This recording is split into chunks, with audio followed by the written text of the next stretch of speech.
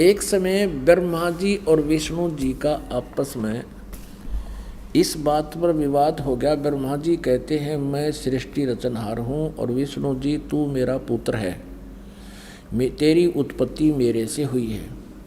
और विष्णु जी कहते हैं नहीं, मैं तेरा पिता हूँ, तेरी उत्पत्ति मेरी नाभि कमल से हुई है। अब ये भ्रमणा इन महापुरुषों को कैसे होती है, ये काल करवाता है। अब जैसे ऋषि महर्षियों ने समाधिस्थ होने की चेष्टा की परमात्मा पाने के लिए, क्योंकि जब ब्रह्मा जी कमल के फूल पर बैठा था, ये होश में आया, ये युवा था, जवान था, तो इसने देखा कि मैं कहाँ बैठा हूँ, सब जगह जल ही जल है, कोई धरती पृथ्वी दिखाई नहीं दे रही है। तो उसी से मैं सोचा मैं क्या करूं। आकाशवाणी की इस काल ने कि तप करो तप करो, 1000 वर्ष तक तप किया ब्रह्मा जी ने। फिर कहा सृष्टि करो।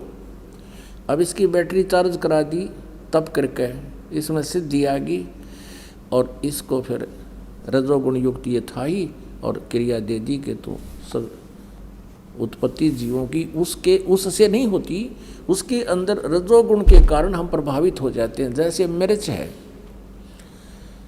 अब मिर्च है, एक 2-3 कमरे हों और उसमें एक रसोई होती है, रसोई में छोंक लगा मिर्चों का, और तीसरे कमरे में बैठे हुए व्यक्ति छीकम छीक हो जाते हैं, क्योंकि वो साकार वस्तु तो रसोई में, उसका निराकार जो गुण है जा करके वह प्रभावित कर रहा है।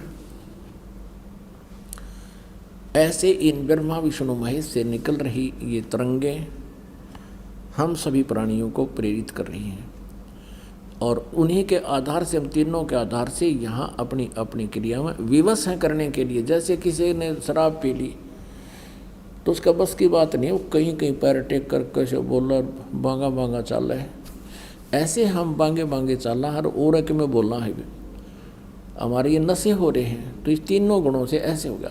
तो ऋषि महर्षियों ने साधनाएं की उस हठ योग से, क्योंकि ब्रह्मा जी ने सोचा ये आकाशवाणी परमात्मा की है, और वह थी इस काल की, क्योंकि ये गुप्त रहता है, सबके सामने नहीं आता, अपनी योग माया से छुपा रहता है ये साकार।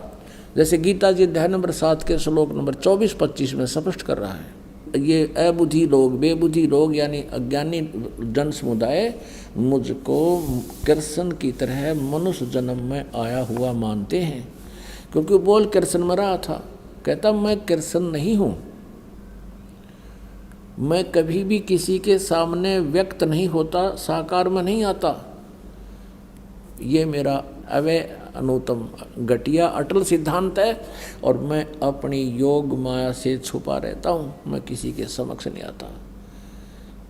गीता जी अध्याय नंबर 4 के श्लोक नंबर 5 और 9 में कहा है कि मेरे और तेरे बहुत जन्म हो लिए, मेरे जन्म और कर्म अलौकिक हैं। ऐसे उसके कर्म अलौकिक हैं, वो समक्ष नहीं आता किसी के अंदर प्रवेश करके या वैसे प्रेरित करके या उनके अंदर कुछ ऐसे गुण पैदा करके अपना उल्लू सीधा करता रहता है।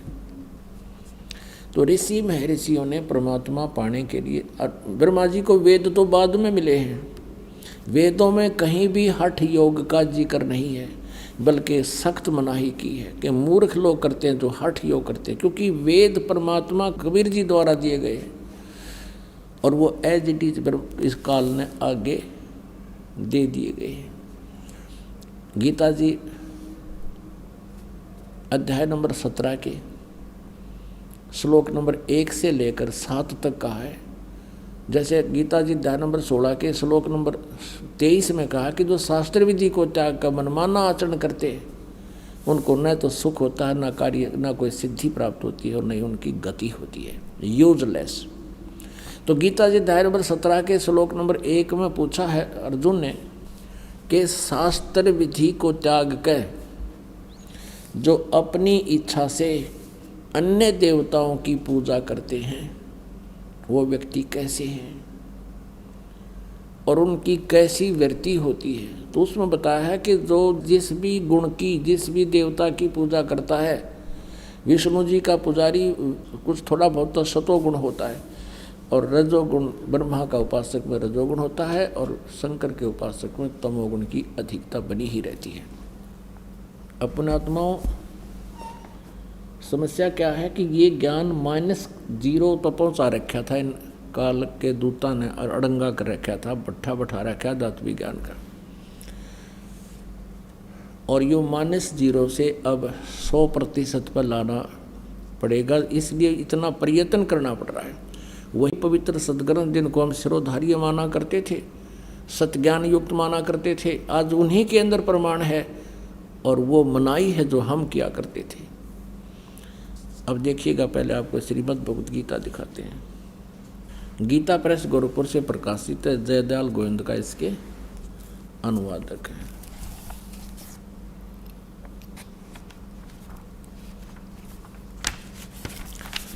अब देखिएगा, गीता जी अध्याय नंबर 16 और श्लोक नंबर 23 में कहा है कि जो पुरुष शास्त्र विधि को त्याग कर अपनी इच्छा से मनमाना आचरण करता है, अपनी मनमाने जाप करता है, मनमानी पूजाएं करता है, जो गीता और वेदों में वर्णित नहीं है उसके विरुद्ध करता है, तो वह न सिद्धि को प्राप्त होता है, न परम गति को, और न सुख को ही। अब 16वें अध्याय के 24वें श्लोक, ये अंतिम श्लोक है 16वें अध्याय का। इससे तेरे लिए इस कर्तव्य और अकर्तव्य की व्यवस्था में शास्त्र ही प्रमाण है। ऐसे जानकर तू शास्त्र विधि से नियत कर्म ही करने योग्य है। तुरंत ही अर्जुन ने पूछा। अब 17वें अध्याय में, अथ सप्तदशो अध्याय 17वां अध्याय प्रथम मंत्र में, हे कृष्ण, जो मनुष्य शास्त्र विधि को त्याग कर श्रद्धा से युक्त हुए देव आदि पूजन करते हैं, उनकी स्थिति फिर कौन सी है? सात्विक है अथवा राजसिक है या तामसी? अब नंबर 2 17वें अध्याय का दूसरा श्लोक, मनुष्यों की वह संस्कार से रहित स्वभाव से उत्पन्न श्रद्धा सात्विक और राजसी तथा तामसी ऐसे 3 प्रकार की होती है, उसको मुझसे सुन। अब ये काल कह रहा है, ये श्री भगवान उवाच, ये गीता ज्ञानदाता श्री कृष्ण में प्रवेश करके बोल रहा है, वो मुझसे सुन। तीसरे में कहा है कि हे भारत, सभी मनुष्यों की श्रद्धा उनके अंतःकरण के अनुरूप होती है और यह पुरुष समुदाय, इसलिए जो पुरुष जैसी श्रद्धा वाला होता है वह स्वयं भी वैसा ही है, यानी जिस इष्ट की पूजा करता है वो वैसा ही है। इसमें स्पष्ट हो गया कि देखिएगा कि शास्त्र विधि को त्याग कर मनमाना आचरण करने वाले ये देव पुजारी हैं, देवताओं की पूजा करने वाले। सात्विक पुरुष देवों की पूजा करता है, ये देवताओं की पूजा करती हैं अच्छी आत्माएं, लेकिन वो है शास्त्र विधि रहित। और राजस पुरुष जो ना यक्ष राक्षसों की पूजा करते हैं धन के लाभ के लिए, और अन्य तामस मनुष्य हैं वो प्रेत और भूत गुणों के, ये श्राद्ध श्रुद्ध निकालते हैं, जंतर मंतर करते रहते हैं। 5 में कहा है कि जो मनुष्य शास्त्र विधि से रहित केवल मन कल्पित घोर तप को तपते हैं, हे मालिक, दंभ और अहंकार से युक्त, कामना आसक्ति और बल के अभिमान से भी युक्त हैं।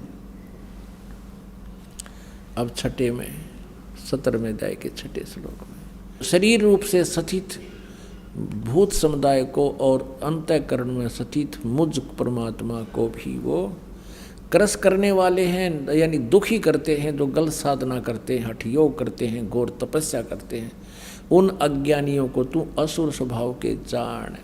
और आगे बहुत है, इतना ही काफ़ी अपन को। अब श्रीमद् भागवत देवी पुराण में स्पष्ट किया तीसरे स्कंद में कि श्री ब्रह्मा जी ने 1000 वर्ष तक घोर तप किया। अब करवाया इस काल ने आकाशवाणी करके, वेदों और गीता में तो मना किया है, ये घोर तप जो तपते हैं वो तो असुर स्वभाव को धारण किए हुए और मुझे भी परेशान करते हैं, क्योंकि इस शरीर के अंदर सभी देवताओं का वास है और काल निरंजन भी इसी में रहता है, सहस्रार कमल में, यानी प्रत्येक प्राणी में उसकी स्थिति विद्यमान है। तो ऐसे अब स्पष्ट हो गया कि हठ योग नहीं करना चाहिए, और जो ऐसा करते हैं वो शास्त्र विधि त्याग का मनमानी आचरण है।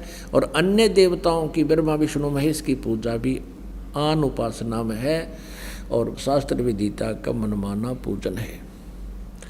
अब हम जो प्रश्न कर रहे थे कि एक बार ये ऋषि लोग इस ब्रह्मा जी के द्वारा काल प्रेरणा से प्राप्त इस आकाशवाणी को कि तप करो, और वेदों को फिर पढ़ा, उसमें पाया कि केवल ओम नाम जाप करो, उसमें तप का किधर जिक्र भी नहीं है।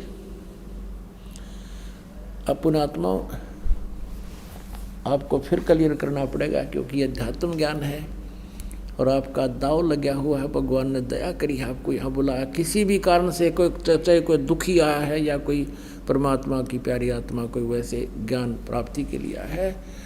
धन्य भाग हैं आप, और धन्य आपके माता पिता जिनसे तुम्हारा जन्म हुआ इस कलयुग में ऐसे घोर समय में। और ये ज्ञान, ये अमृत आपको प्राप्त होना, ये बिना परमेश्वर की कृपा और आपके पुण्य पिछले संस्कारों की दोनों के संयोग से आज ये सतीथि आपको उपलब्ध है। अब आपको ये दिखाना चाहते हैं, इन्होंने तप की परिभाषा बदल दी। अब दो सदग्रंथों में तप लिखा है, जैसे वाणी का तप, उसको तप कहा। गीता जी में आपको प्रमाण दिखाते हैं। अब देखिएगा, अब इस पवित्र गीता जी में बहुत ही निर्णायक ज्ञान दिया है कि हमने अपने स्वाभाविक कर्मों को नहीं त्यागना है। जैसा ब्राह्मण, क्षत्रिय, वैश्य, शूद्र के जो कर्म हैं, इनको करते हुए भी हमने परमात्मा की साधना करनी चाहिए। देखिएगा अध्याय नंबर 18 गीता जी अध्याय नंबर 18 के और श्लोक नंबर हम यहाँ से लेते हैं 45 से। अपने अपने स्वाभाविक कर्मों को तत्परता से लगा हुआ मनुष्य भगवत प्राप्ति रूप परम सिद्धि को प्राप्त होता है। अपने स्वाभाविक कर्मों में लगा हुआ मनुष्य जिस प्रकार से कर्म करके परम सिद्धि को प्राप्त होता, उस विधि को तू सुन। अब यहाँ गीता ज्ञानदाता 18वें अध्याय का 46वें श्लोक में गीता ज्ञानदाता अन्य परमात्मा के विषय में कहता है कि जिस परमेश्वर से संपूर्ण प्राणियों की उत्पत्ति हुई है, जिससे यह समस्त जगत व्यापक है, उस परमेश्वर की अपने स्वाभाविक कर्मों द्वारा पूजा करके मनुष्य परम सिद्धि को प्राप्त होता है। यानी अपने जो जिसके कर्म हैं, क्षत्रिय, शूद्र, वैश्य और ब्राह्मण के, उनको करता हो। ये पीछे इसके विषय में जानकारी दी है। अब आपने 46 पढ़ लिया, अब 47 में अच्छी प्रकार आचरण किए हुए दूसरों के धर्म से गुण रहित भी अपना धर्म श्रेष्ठ है। अब देखो इन्होंने किस आडंगा कर दिया यहाँ पे, है तेरा गजब हो। यहाँ ये लिखना था, ये अनुवाद गलत कर दिया इन्होंने। संस्कृत स्पष्ट है। गीता जी अध्याय नंबर 18 की श्लोक नंबर 47 में श्रेयान सर्वधर्म वी गुणे पर धर्मात् और सब अनुतिष्ठात सब स्वाभिनियत स्वभाव नियत कर्म कुर्वन् न आपनोति किल्बिषम। किल्बिष माने पाप। अब इसका अर्थ ये बनता है कि श्रेयान स्वधर्म है, अपना जो शास्त्र अनुकूल साधना धार्मिक क्रियाएं हैं वो श्रेष्ठ हैं। वी गुणे पर धर्मात् सब अनुतिष्ठात, दूसरे के धर्म यानी धार्मिक पूजाएं चाहे वो कितनी ही तड़क भड़क चटक मटक की दिखती हों, स्वनियोजित दिखती हों, उन विगुण ज्ञान गुण रहित व्यर्थ की साधनाओं से श्रेयान स्वधर्म है, अपना शास्त्र अनुकूल धर्म उत्तम है, श्रेष्ठ है। इन्होंने अनुवाद गलत कर दिया। इन्होंने क्या अनुवाद कर दिया कि अच्छी प्रकार आचरण में किए हुए दूसरे के धर्म से गुण रहित। अब देखिए कहाँ रोग काटे न, गुण रहित यानी जिसमें कोई भी गुण ना हो, एक अन्य का भी ना हो, भी अपना धर्म श्रेष्ठ है। तरह के से वही कहते अपनी जो पूजा तुम कर रहे हो वो तो एक अन्य की ना हो, उसमें कोई गुण ना हो, वह श्रेष्ठ है। इस अनर्थ कर दिया। फिर इसका फायदा क्या हुआ गीता के बोलने का? इसका अर्थ है श्रेयान स्वधर्म है, अपना शास्त्र अनुकूल साधना सबसे श्रेष्ठ है। वी गुण है पर धर्मात सब अनुष्ठिष्ठात, सब अनुष्ठिष्ठात माने जो घनी तड़क बड़ी, जैसे माता का जागरण करें हैं और बड़े डांस करें, नाचें, गाँव। देखिएगा अब बताते हैं आपको। जैसे आपने माता का जागरण देखा हो, ओए है देखो बड़ा गान वाले भी ढूंगे मारे और श्रोता भी ढूंगे मारे, नाचते खड़े होके हैं और फिल्मी तर्ज पे अगले बोलो जय माता दी सा।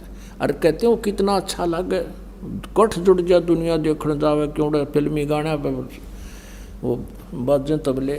तो इस उद्देश्य से कह रहे हैं कि तुमने कितना अच्छा लगता और तुम्हारी आत्मा कितनी उसको आकर्षित हो, वो विगुण धर्म है दूसरे का। और आपका शास्त्र अनुकूल जो साधना है, वो पूजा है, वो श्रेष्ठ है।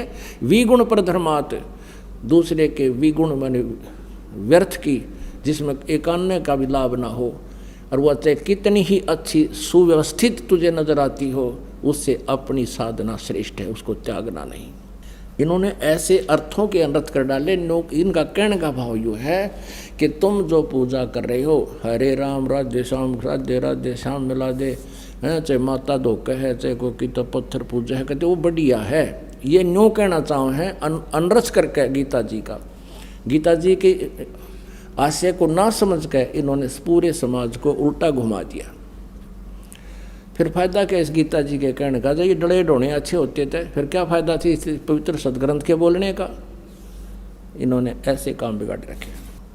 अब देखिएगा गीता अध्याय नंबर 18 का श्लोक नंबर 48-47 आपने पढ़ लिया। इसमें कहा कि कुंती पुत्र दोष युक्त होने पर भी सहज कर्मों को नहीं त्यागना चाहिए, क्योंकि धुएं से अग्नि की भांति सभी कर्म किसी न किसी दोष से युक्त हैं। 49 में कहा है सर्वत्र आसक्त रहित, बुद्धि वाला, सपराह रहित, जीते हुए अंतःकरण वाला पुरुष सांख्य योग द्वारा यानी तत्व ज्ञान द्वारा उस परम निष्कर्म्य सिद्धि को प्राप्त होता। देखो निष्कर्म्य कि जहाँ जाने के बाद फिर कोई कर्म नहीं करना पड़ता, वो निष्कर्म्य सिद्धि प्राप्त होती है। 50 में कहा है कि जो ज्ञान योग की परास निष्ठा है, उस निष्कर्म्य सिद्धि को जिस प्रकार प्राप्त होकर मनुष्य ब्रह्म को प्राप्त हो जाता है, उस प्रकार हे कुंती पुत्र संक्षेप में ही मुझसे समझ। इसी के चलते आगे क्या बताया है? अध्याय नंबर 18 के श्लोक नंबर 61 में स्पष्ट किया है।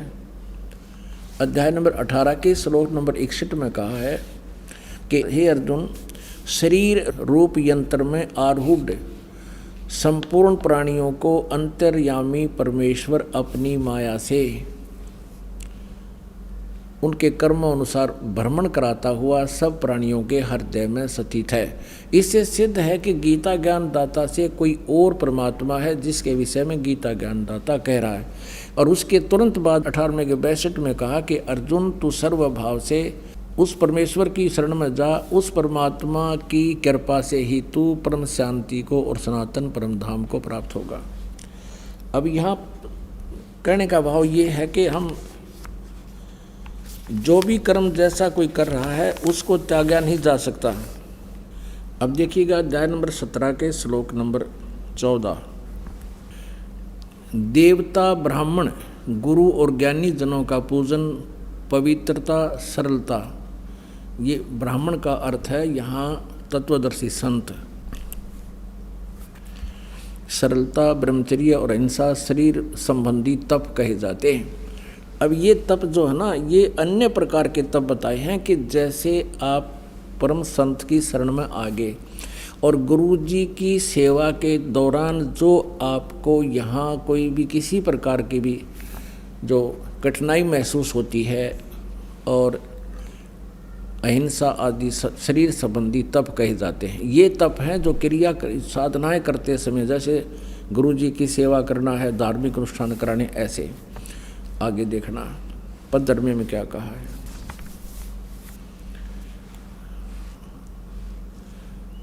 ये 17वें अध्याय का 15वां श्लोक।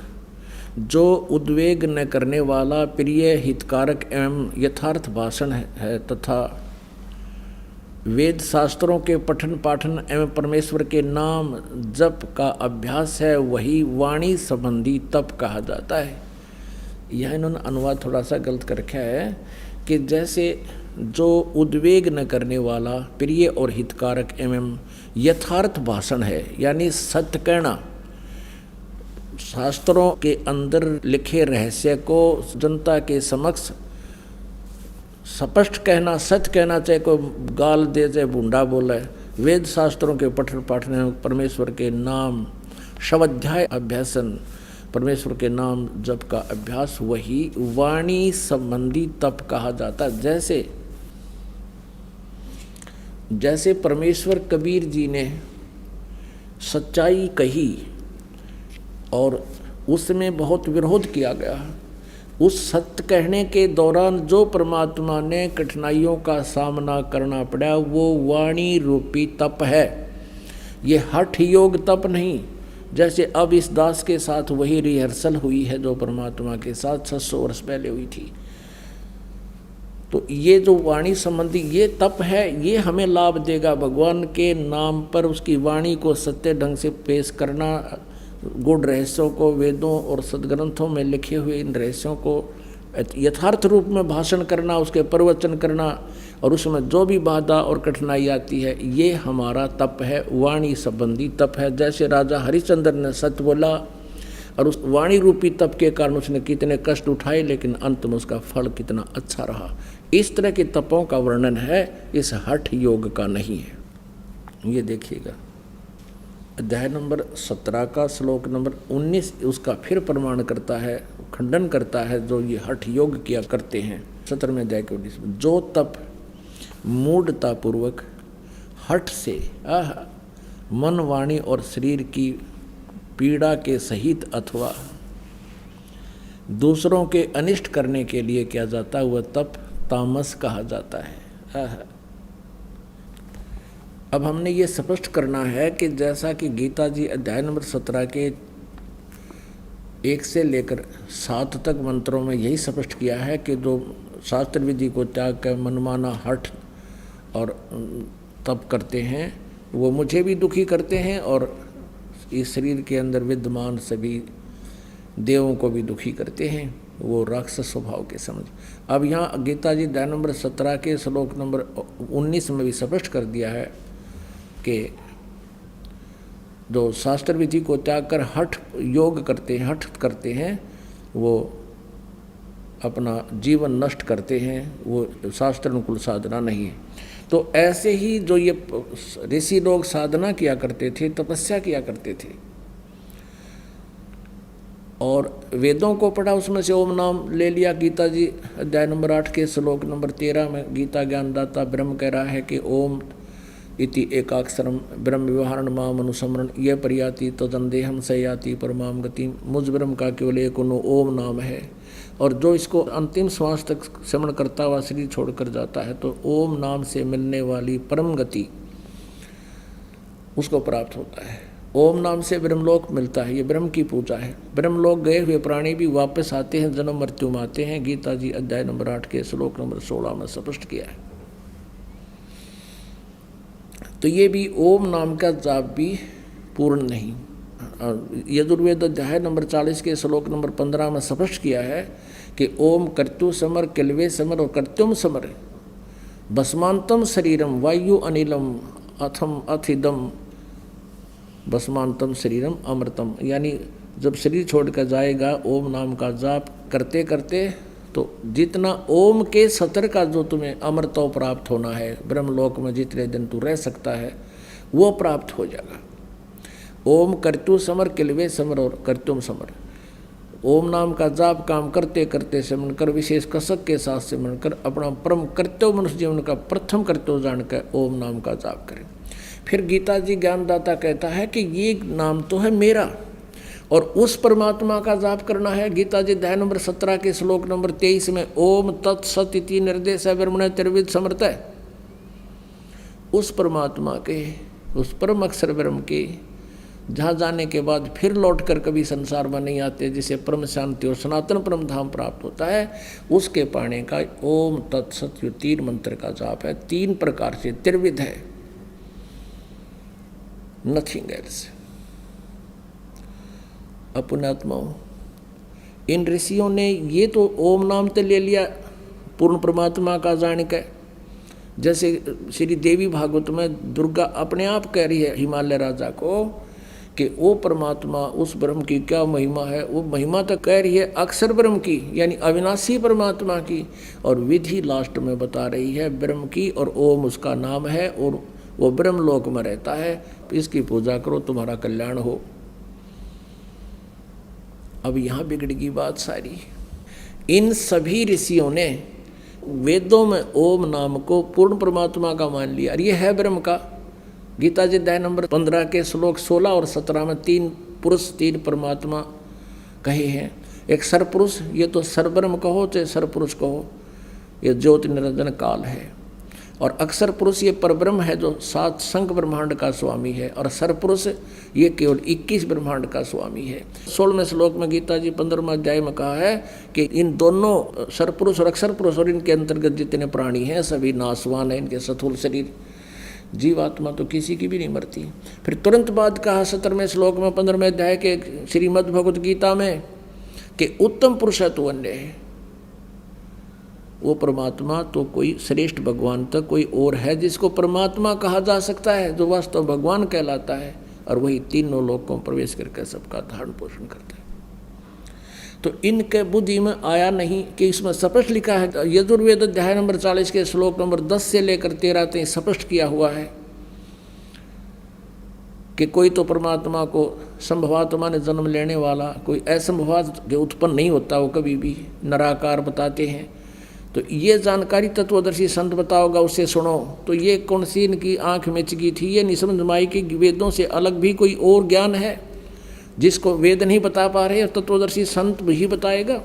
तो इन्होंने अपने आप निष्कर्ष निकाल लिया, और जिससे आज तक डलेट हो रहे और ढुआ रहे हैं, हमारे से ढुलवा रहे हैं।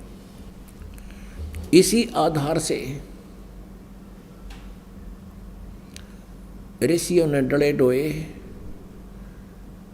तप करे, हठ योग करे, आकाशवाणी परमात्मा की जान के थी वा काल की,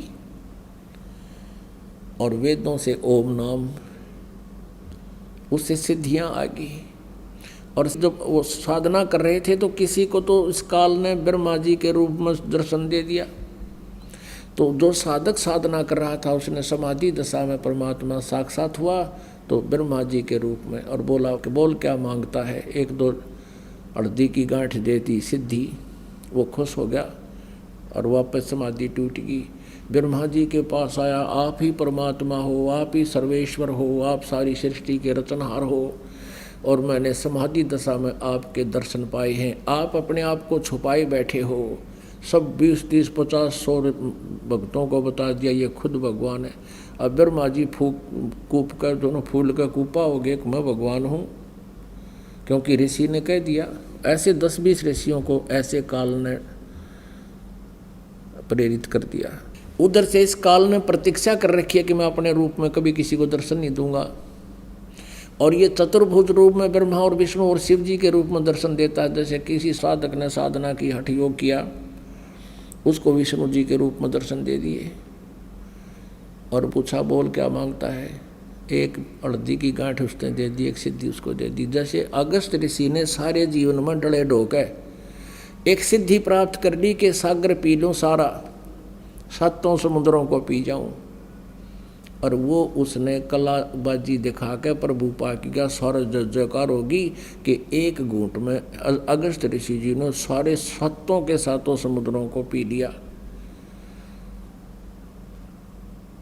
हो गया आंडी पाक गया, फिर क्या हो गया, पी लिया तय, हो गया अमर इस पानी के पीण तय, थोड़ा पी लेते सारा पी ले, बात यहाँ बिगड़ी रही। तो ऐसे ही फिर किसने विष्णु रूप में दर्शन दिया इस काल ने, क्योंकि इसने प्रतिज्ञा कर रखी है मैं अपने वास्तविक रूप में कभी किसी के समक्ष नहीं आऊँगा। आपने गीता जी अध्याय नंबर 7 के श्लोक नंबर 24 और 25 में स्पष्ट पढ़ा। फिर देख लीजिए बच्चों, ये एक किस्म का लेक्चर है और आप स्टूडेंट हैं, आध्यात्मिक विद्यार्थी हो, और दास एक आध्यात्मिक टीचर है। आपको सारा सिलेबस उंगलियां पलटवा दूंगा, कुछ दिनों में देख लेना। ये वही श्रीमद् भगवत गीता अध्याय नंबर 7 के और श्लोक नंबर 25-26 में ये स्पष्ट कह है कि मैं किसी के सामने को नहीं आऊँ। मन ने कसम खा रखी, मेरा अटल संविधान है, अनुत्तम घटिया सिद्धांत है मेरा। 7वां अध्याय श्रीमद् भगवत गीता, और यहाँ देखिएगा 24वें श्लोक में, अव्यक्त व्यक्तिम आपनम मन्यते माम अबुधे, ये बेबुद्धि के यानी बुद्धिहीन प्राणी मुझ अव्यक्तम को व्यक्ति मानते हैं, कृष्ण मानते हैं, कृष्ण रूप में आया मानते हैं। परम भावम अजानत मम अव्यम अनुतमम, ये लिखा है बुद्धिहीन पुरुष मेरे अनुतम माने घटिया, अविनाशी माने अटल, इस परम भाव को न जानते हुए, अव्यक्तम, अव्यक्त माने जैसे सूर्य के सामने बादल छा जाते हैं उसमें वो छुप जाता है, अव्यक्त हो जाता है, लेकिन वहाँ साकार रूप में विद्यमान होता है। इन्होंने ये गलत किया है। मन इंद्रियों से परे मुझ सच्चिदानंद परमात्मा माँ को मनुष्य की भांति जन्म कर व्यक्ति भाव को प्राप्त हुआ मानते हैं। ये काल बोल रहा है और अभी तक अनुवाद करता इन्हों सोचा करते कृष्ण कह रहा है कि मैं मनुष्य को ना, कृष्ण जी तक खड़े थे मनुष्य रूप में।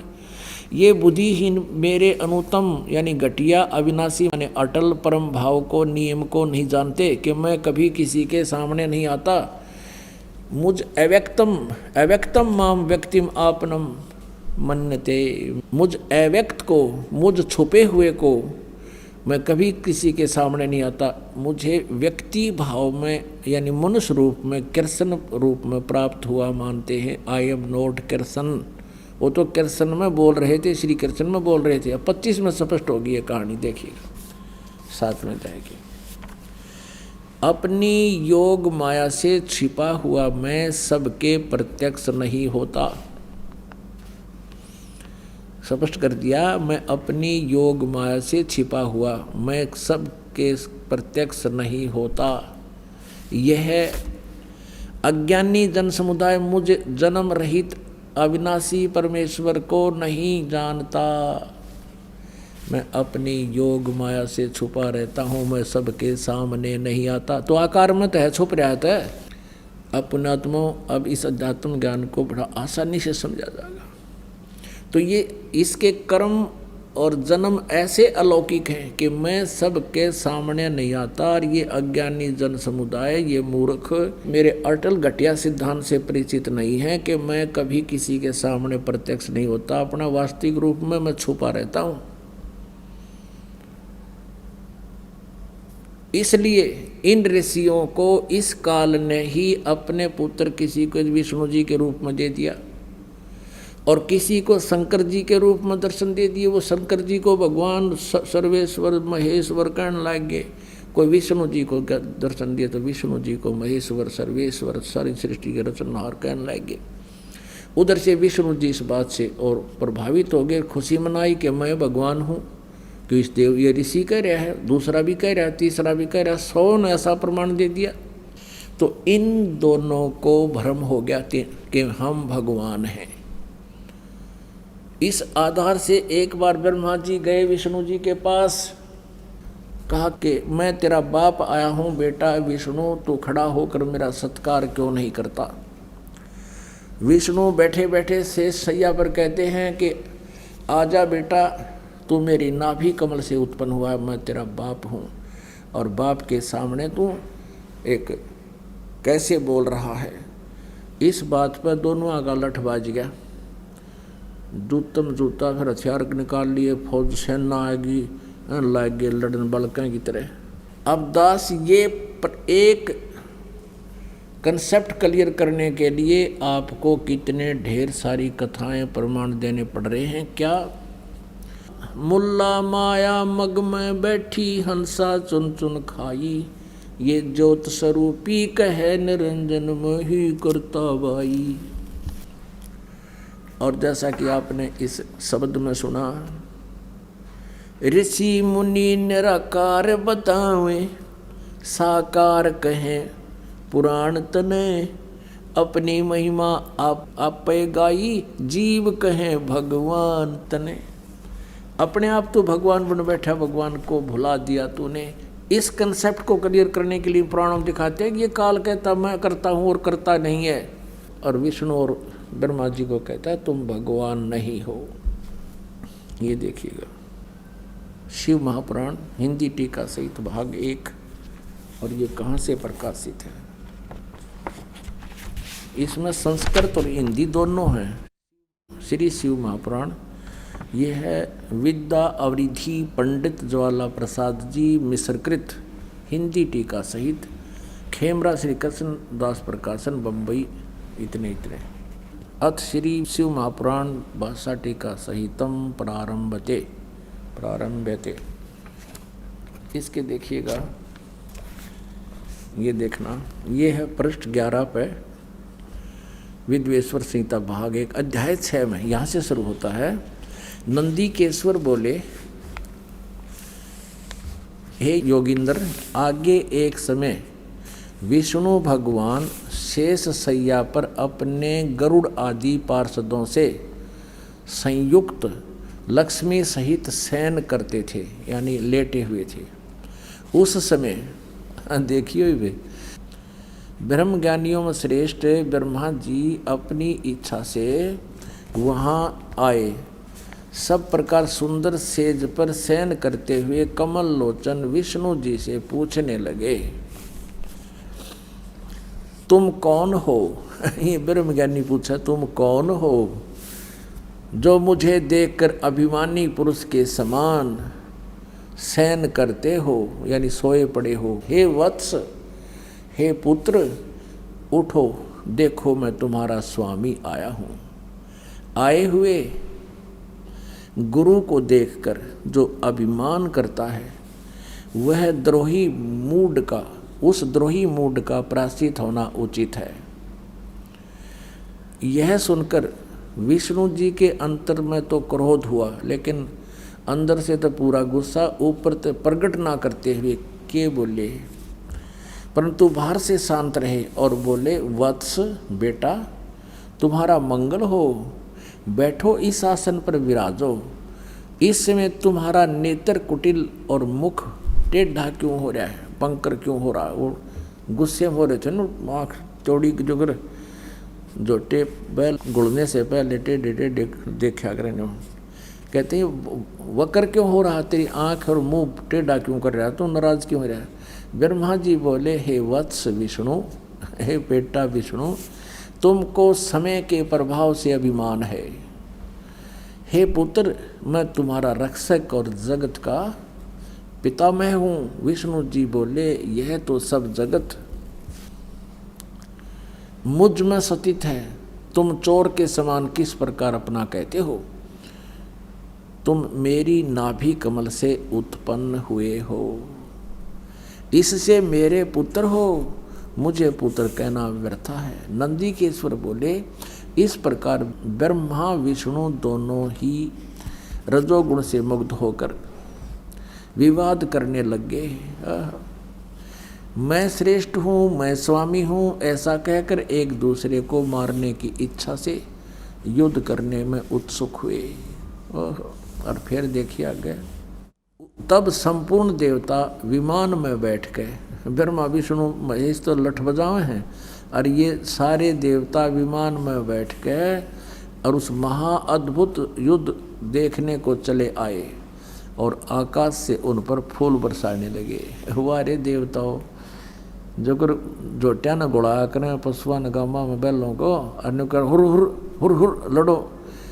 ये देवता ऊपर तो आकाश फूल बरसावे न कहना तीनों चाहिए था देवताओं तुम लड़ोगे तो हमारा क्या हाल होगा, कम शांति रखो, उनका छोटा बीच बचाव करना चाहिए था। अरे हमारे देवता ऊपर तो फूल बरसावे अब विमान में बैठ के, ये देखिए वाह जी वाह। अब कहने का भाव हमारा ये है, पुण्यात्माओं ये सदग्रंथ कोई दास ने नहीं लिखे, ये सदग्रंथ 5500 वर्ष पहले वेद व्यास जी ने लिखे थे। अनुवाद इन्होंने कर रखा, हम पढ़ कर सुना रहे हैं। इसमें इन भगवानों की स्थिति क्या है, ब्रह्मा और विष्णु की जिनको हम सर्वेश्वर महेश्वर मान कर पूजा करते थे, इनकी ऐसी बुद्धि है जैसे बालकों की हुआ करे। तीसरी चौथी कक्षा के बच्चे आपस में लड़ा करें और फिर टीचर के पास जाते हैं, वो कारण पूछता है युद्ध उनके झगड़े का। एक कहता है जी ये नो बोला मैं तेरा बाप है, और वो कहता ना जी यो पहले बोला नो बोला मैं तेरा बाप है, इसलिए कुर्ता पाड़ रहे एक दूसरे का गला पकड़ रहे हैं, वो उसका मारे रो उसका मारे इस तरह के भैया। ये भगवान वो उसने बेटा करो उसने बेटा लठम लट्ठा हो गई ना जाने के।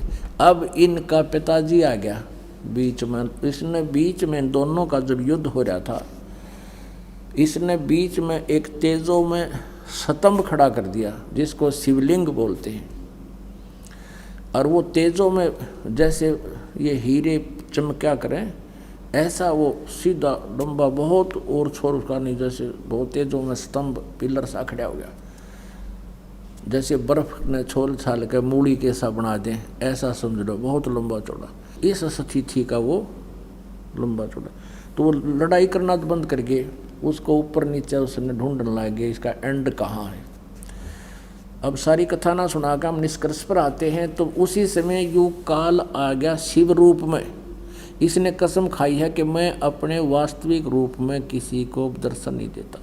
ये अपने पुत्र शिव जी का रूप धारण करके वहाँ आ गया, और इन दोनों से क्या बोला देखिए, ये है पृष्ठ नंबर 17 शिव पुराण और विद्वेश्वर संहिता अध्याय 9।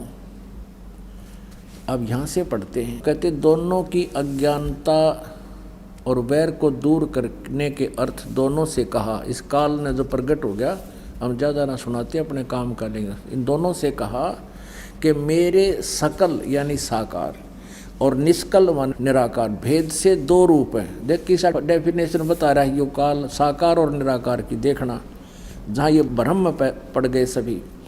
मेरे सकल और निष्कल भेद से दो स्वरूप हैं, परंतु और ईश्वर नहीं है और कोई भगवान नहीं है। इस कारण उनके दो रूप नहीं हो सकते। पहला सतम रूप जो लिंग बीच में डाला था उनके, सतम रूप पहला तो सतम रूप है, और पीछे मूर्तिमान रूप धारण किया। देखिए साहब बड़ी बूझ बना रहा है क्या है कि मैं ब्रह्म रूप निष्कल हूँ और ईश्वर रूप सगुण हूँ। आगे देखना, मेरे ये दोनों रूप सिद्ध हैं और दूसरे किसी के नहीं। आगे देखना हो सकते। इस कारण से तुम दोनों को अथवा दूसरों को ईश्वर तव की प्राप्ति नहीं हो सकती। तुमने जो अज्ञानता से अपने को ईश माना, भगवान मान लिया कि मैं भगवान हूँ मैं भगवान हूँ, ये बड़ा ही अद्भुत हुआ। उसके दूर करने को ही मैं रण स्थान में आया हूँ।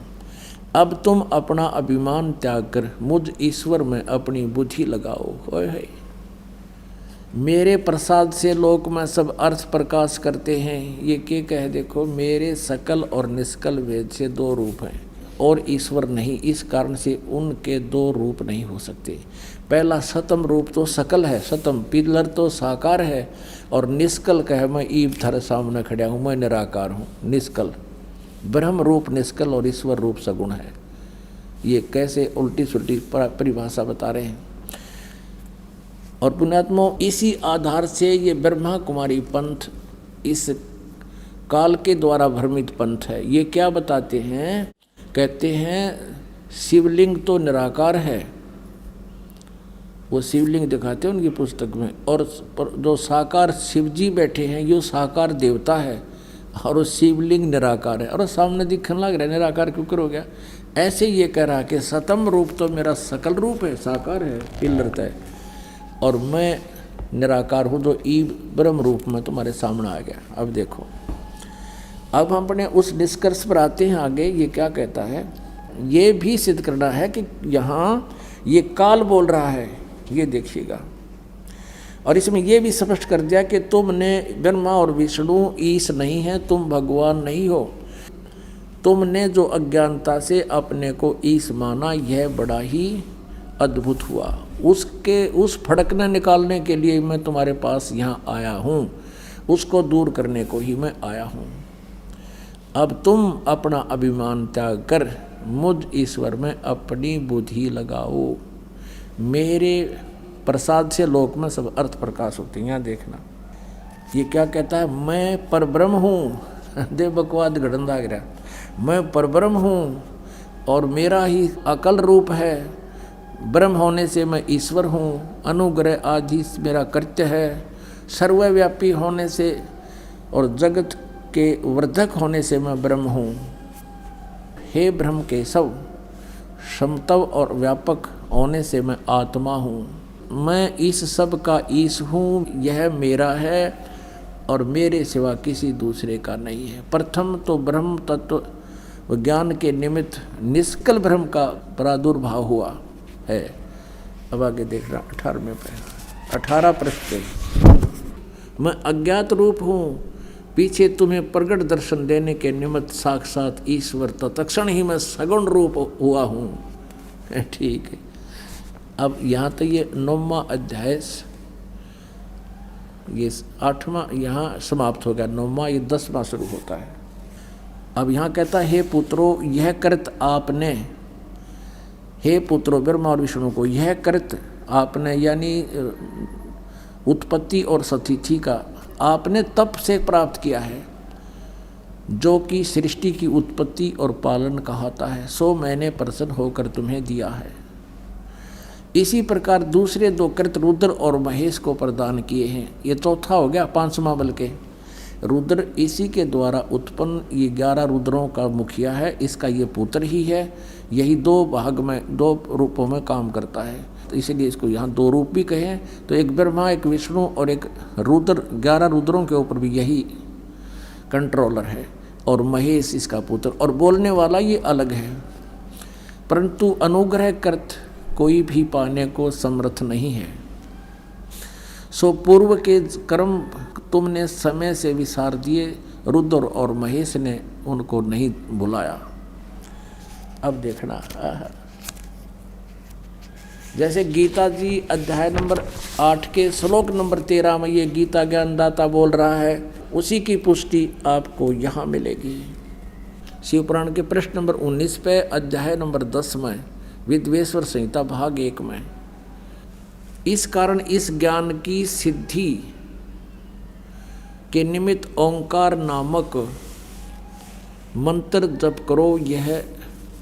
ये देखिएगा, अभिमान दूर करने वाला सोई निज मंत्र उपदेश करते हैं। यह ओंकार मेरे मुख से उत्पन्न होने से मेरे ही रूप का बोधक है और महामंगल करने वाला है। यह वाचक है, मैं वाच्य हूँ। यह मेरा मंत्र मेरा आत्मा है, इसके स्मरण से मेरा स्मरण होता है। कौन सा? ओम के जाप का। उत्तर की ओर से मुख से अकार, पश्चिम के मुख से उकार और दक्षिण के मुख से मकार, पूर्व मुख से बिंदु और मध्य के मुख से नाद। ये 5 उत्पन्न हुआ। इस प्रकार 5 प्रकार से यह निर्गत हुआ। वह सब एक होकर ओम ऐसा एक अक्षर हो जाता है। ओम इति एकाक्षरम ब्रह्म व्यवहारण माम अनुस्मरण। गीता जी अध्याय नंबर 8 के श्लोक नंबर 13 का इसमें पुष्टि हो रहा है कि ये वो गीता भी ये काल ही बोल रहा है जो ब्रह्मा विष्णु महेश का पिता है। यह सब नाम रूपात्मक वेदभूत होने से कुल अर्थात क्षत्रिय पुरुष भेद से भौतिक शरीर वर्ग 2 का भेद वाला है। ये वह इसी मंत्र से व्याप्त है और शिव शक्ति का बोधक है। इस ओंकार से सब जगत का बोधक परवण उत्पन्न हुआ है, ओम। और अकार आदि कर्म से अर्थात अकार से, नकार से, उकार से, मकार से, सी बिंदु व नाद से यह प्रकट हुआ है। और इस पंचाक्षर यानी 5 वेद से, मृतका आकार से, लर्पका अंतर से, श्रो मंत्र से 4 मुख वाले त्रिपाद गायत्री हुई, उससे सब वेद उत्पन्न हुए आदि आदि। आगे देखो, अपनात्माओं, ये संस्कृत हमारे पास उपलब्ध है। इसी की यहाँ संस्कृत उपलब्ध है कि अकार उत्तर पूर्व, मुकार पश्चिम से और मकार जो है दक्षिण से, बिंदु मध्य से, ऐसे ये संस्कृत है इसकी। तो ये एकीभूत होकर ओम इति एक अक्षरो अभवत, एक अक्षर अभवत, ओम इति एक अक्षर अभूत। और ये जो गलती इसमें कहीं भी ऐसा नहीं लिखा ओम नमः शिवाय हो गया, ये देखना।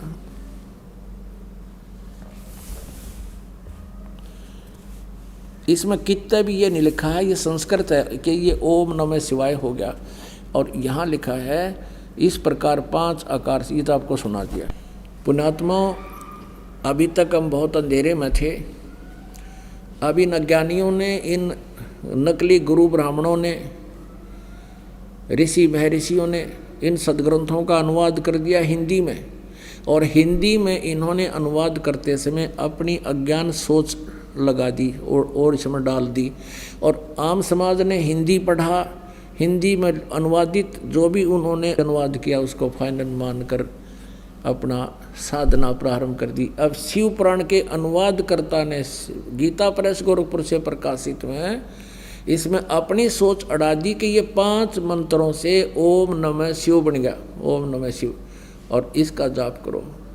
ये देखिएगा, ये भ्रमणा पैदा करती। ये गीता प्रेस गोरखपुर से प्रकाशित है। वही हनुमान प्रसाद पोदार इसके संपादक हैं। और देखिएगा इसके, अब हम वहीं आते हैं 25 पृष्ठ पे। अब यहाँ ये है वो स्तंभ शिवलिंग बीच में विष्णु और ब्रह्मा के, और ये है विद्वेश्वर संहिता, और ये संक्षिप्त शिवपुराण पृष्ठ 24, ये 25। अब हम इसको यहाँ तक तो हमने संस्कृत में भी पढ़ लिया। 25 के नीचे ब्रह्मा और विष्णु ने पूछा, प्रभु सृष्टि आदि 5 कर्तव्यों के लक्षण क्या हैं, ये हम दोनों को बताइए। अब ये काल भगवान शिव रूप में खड़ा हुआ कहता है, मेरे कर्तव्यों को समझना अत्यंत गहन है, तथापि मैं कृपा करके तुम्हें उनके विषय में बता रहा हूँ। ये देखिएगा, ये 26 पृष्ठ पे। हे पुत्रों, तुम दोनों ने तपस्या करके प्रसन्न हुए मुझ परमेश्वर से सृष्टि और सतीथि नामक 2 कृत्य प्राप्त किए हैं। वो दोनों तुम्हें बहुत प्यारे हैं। और रुद्र और महेश्वर ने भी ये 2 अन्य संहार और तिरोभाव प्राप्त किए हैं। इससे सिद्ध है कि ये काल इनका पिता है, ब्रह्मा विष्णु और महेश का। अब ये आगे क्या बता रहा है यहाँ पर देखिएगा। मैंने पूर्व काल में अपने स्वरूप भूत मंत्र का उपदेश किया है, जो ओंकार रूप से, ओंकार के रूप में प्रसिद्ध है। वह मंगलकारी मंत्र है। सबसे पहले मेरे मुख से ओंकार यानी ओम प्रकट हुआ, जो मेरे स्वरूप का बोधक है, बोध कराने वाला। ओंकार वाचक है, मैं वाच्य हूँ। ये उसी संस्कृत का अनुवाद किया इसने। मैं वाच्य हूँ, यह मंत्र मेरा रूप ही है। प्रतिदिन ओंकार का निरंतर स्मरण करने से मेरा ही सदा स्मरण होता है। ओम का जाप ब्रह्म का है। ये ब्रह्म शिव रूप में प्रकट होकर बोल रहा है। मेरे उत्तरवर्ती मुख से अकार, अकार का, पश्चिम मुख से उकार का, दक्षिण मुख से मकार का, पूर्ववर्ती मुख से बिंदु का, मध्यवर्ती मुख से नाद का प्राकट्य हुआ। इस प्रकार 5 अवयों से युक्त ओंकार का विस्तार हुआ और इन सभी अवयों से एकीभूत होकर यह परवण एक ओम नामक एक अक्षर हो गया। इस अनुवादकर्ता ने जो गलती की है यहाँ देखो, वह अकार आदि क्रम से और मकार आदि क्रम से कर्म से प्रकाश में आया है। ओम नमः शिवाय ये 5 अक्षर मंत्र है। अरे गधे, यू आर स्पष्ट कह रहे हैं कि इन 5 अयों से एकीभूत होकर ये ओम मंत्र हो गया। अरिसना अड़ादी ओम नमः शिवाय, ये अलग से अक्षर लिखे ना, ये संस्कृत में नहीं है, इसकी अपनी सोच है। तो पवित्र इन पुण्य आत्माओं ने इस ओम नमः शिवाय को देख लिया कि मूल संस्कृत में भी यही होगा, अनुवादकर्ता लिखा है, तो हमने ओम नमः शिवाय के रट लगा दी। ये बिल्कुल गलत मंत्र है। ओम नमः शिवाय शास्त्र विधि रहित मंत्र है, ये नहीं करना चाहिए। अपने आत्माओं, हम अब जो दास आपको आज का सत्संग सुनाने जा रहा था वो तो अब प्रारंभ करूँगा और 2 घंटे हो लिए, फिर भी 10-1 मिनट आपको ये अमृतवाणी सुनाता हूँ, इसमें बहुत सा बात क्लियर होगी। अब धर्मदास जी को परमात्मा जब मिले उस समय परमेश्वर कबीर जी ने उस प्यारी आत्मा को समझाना चाहा कि तुम कहते हो कि हम जीव हिंसा नहीं करते और तुम कितना पाप करते हो सारा दिन। जैसे आप जी जो साधना करते हो, आप पुण्य करते हो, धर्म भंडारे करते हो धर्मदास जी, उस धर्म का पुण्य अलग से लिख दिया जाता है आपके गुड अकाउंट में, आपके मस्तिष्क में, और धर्मराज के वहाँ पहुँच जाता है ऑटोमेटिकली उसके दरबार में। और जो तुम प्रतिदिन पाप करते हो वो भी लिखे जाते हैं। अब जैसे गीता जी में आपने पढ़ा कि जैसे कोई खेती करता है या कोई हवन करते हो, जैसे ब्राह्मण का क्रम है, वो सारा नहीं पढ़ा सके आपको, आप देख सकते हो उसमें, फिर कभी बताएंगे। और जैसे किसान का है, मजदूर है कस्सी से मिट्टी खोदता है, किसान हल जोतता है, और ब्राह्मण लोग हवन आदि किया करते थे। जैसे भी अक्षत्री जो है अपना काम करते हैं। कहते ये सभी कर्म जो करते हो इनमें भी दोष है, लेकिन ये त्यागे नहीं जा सकते, ये करने ही पड़ेंगे। जैसे किसान है, परमात्मा कहते हैं 1 हलाई और 1000 कसाई जितना पाप 1 हाड़ी को होता है। 1 हड़ाई होती है 1 एकड़ ज़मीन की, यानी 200 फुट लंबाई और 30 फुट चौड़ाई, उसको हड़ाई बोलते हैं। ऐसे बैलों से एक हल जोत कर लकीर खींचते हुए वापस आते हैं, फिर जाते हैं, फिर वापस आते हैं, वो हलाई होती है। उसको हल से इतने टुकड़े को, इस इतने पोर्शन को हलाई कहते हैं। 1 हड़ाई यानी 1 हड़ाई इतना, फिर ऐसे कहते हैं। इस 1 हड़ाई में और 1000 कसाइयों जितना पाप, हिंसा का पाप, जीव हिंसा का पाप उस हाड़ी के माथे पर लिख दिया जाता है। और फिर उससे जो पुण्य होता है उसमें उत्पन्न हुई, जैसे फसल कणक उत्पन्न होगी, गेहूँ उत्पन्न हो गया, वो जड़ गया, बाजरा उत्पन्न हुआ तो उसने पशु पक्षी खा रहे हैं, कुसुम झड़ गया, थोड़ा बहुत वो चींटियों का मुंह पड़ गया, कीड़े मकोड़े ने खा लिया, तो वो उसको पुण्य हो गया और वो पाप हो गया। और दोनों ही अकाउंट लिखे जाएंगे तुम्हारे उसमें। तो तुम्हारे विधान में जिन भगवानों की तुम पूजा करते हो उससे पाप अलग भोगने पड़ेंगे और पुण्य अलग। और परमात्मा कहते हैं मेरी जो साधना करेगा, जो मैं बताऊंगा, उससे तुम्हारे पाप नाश हो जाएंगे, पुण्य शेष बचेंगे। जैसे पहले, अब क्या होता है कि खेती में जैसे खरपतवार उग गया, तो खरपतवार को ख़त्म करने के लिए एक ऐसी मेडिसिन बन गई, उसको जब सिंचाई करते हैं उसको डाल देते हैं, वो घास को नष्ट कर देती है खरपतवार को, और फसल को हानि नहीं करती। अब देखो फिर अपने आप फसल पर फूल लगी। वैसे ये औषधि तो पहले भी थी, लेकिन इसकी खोज नहीं कर पाए थे। अब परमात्मा ने ये औषधि, जब ही सतनाम हृदय धरो भयो पाप को नाश, जैसे चिंगारी अग्नि की वह पड़े पुराने घास।